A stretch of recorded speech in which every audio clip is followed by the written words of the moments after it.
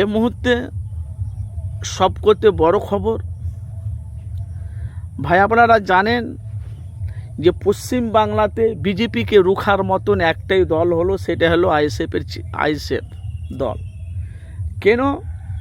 রাজনীতির ময়দানে আমরা দেখতে পাচ্ছি যে 294টি সিটের মধ্যে একটা সিট হলো, সেটা হলো ভাঙড়ে আইএসএফের চেয়ারম্যান নওশাদ সিদ্দিকীর কাজ হলো কি, দুর্নীতিগুলো গোপনগুলো মানুষের কাছে, সত্যটা মানুষের কাছে তুলে ধরে। এই জন্য আজকে বাংলার মানুষ জনসমুদ্রের মতো নওশাদের পেছনে সব ছুটছে। কেন বাংলার মানুষ কিন্তু নওশাদকে বিশ্বাস করে ফেলেছে। এই বাংলার মানুষ যদি নওশাদকে যদি না বিশ্বাস করতো, তাহলে এই যে পশ্চিম বাংলার মানুষ আনাচে কানাচে অলি গলিতে ভাই আমরা দেখতে পাচ্ছি প্রত্যেকটা জায়গাতে নওশাদ সিদ্দিকীকে বাংলার মানুষ চাইছে। এবারকার আপনারা বলতে পারেন যে 15 বছর 2011 থেকে 2025 পর্যন্ত যেভাবে মুখ্যমন্ত্রী মমতা ব্যানার্জি তার কর্মীগুলো যেভাবে মানুষের উপর টর্চার করেছে, কাটমানি করেছে, মানুষের জায়গা সম্পত্তি লুট করে সেখানে মার্কেট করেছে, ফ্ল্যাট করেছে, বা এরকম আপনারা প্রকাশ্য অনেক কিছু দেখতে পাচ্ছেন।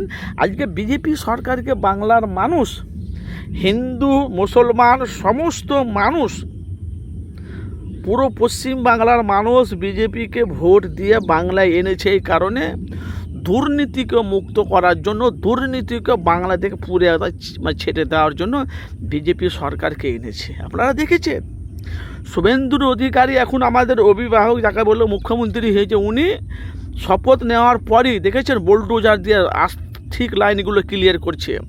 এই বাংলাতে মমতা ব্যানার্জি যেটা করতে পারেনি, বাংলাতে মুখ্যমন্ত্রী মমতা ব্যানার্জি যেটা করতে পারেনি, সেটা শুভেন্দুর অধিকারী উনি 2 মাস হয়নি সেটা করে মানুষের কাছে দেখিয়ে দিয়েছে।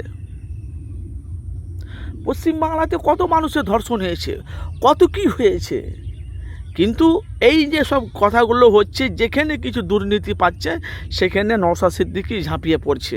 যেমন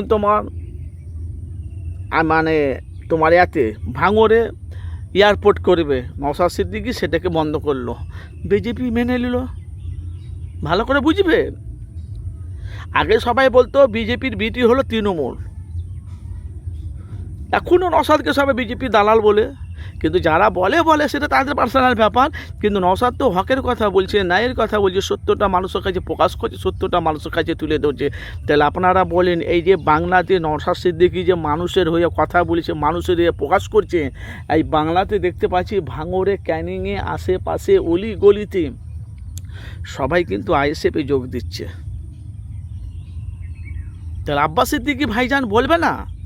তো যেখানে দুর্নীতি হচ্ছে সেখানে আমার ভাই নওশাদ গিয়ে নওশাদ ভাই ঝাঁপিয়ে পড়ছে, মানুষের অধিকারের কথা বলছে, মানুষের কাজের জন্য বলছে, মানুষের কাজ নেই, শিল্প নেই, চাকরি নেই, আর দুর্নীতি নিয়ে ব্যস্ত। এটাকে নিয়ে তো নওশাদ সিদ্দিকী ভাইজান দেখেন প্রতিদিন সভা করছে। কিন্তু আমাদের পীরজাদা আব্বাস সিদ্দিকী ভাইজান, যাকে বাংলা ব্র্যান্ড বলা হয়, সেই আব্বাস সিদ্দিকী ভাইজান তোমার আইএসএফের মেন লিডার হলো আমাদের আব্বাস সিদ্দিকী ভাইজান। আগামী দিনে আপনারা দেখবেন, যদি সমস্ত মুসলমান যদি এক হয়, তৃণমূল বাংলায় আসতে পারবে না। কিন্তু এখন দেখতে পাচ্ছি বাংলাতে একটা হলো বিরোধী দল, সেটা হলো নওশাদ সিদ্দিকী। আপনারা মতামত জানাবেন নওশাদ সিদ্দিকী ভাইজানের পাশে কারা কারা আছেন, আর বিজেপি যে কাজগুলো করছে কারা কারা খুশি, একটু কমেন্ট বক্সে অবশ্যই আপনাদের মূল্যবান মতামত জানাবেন।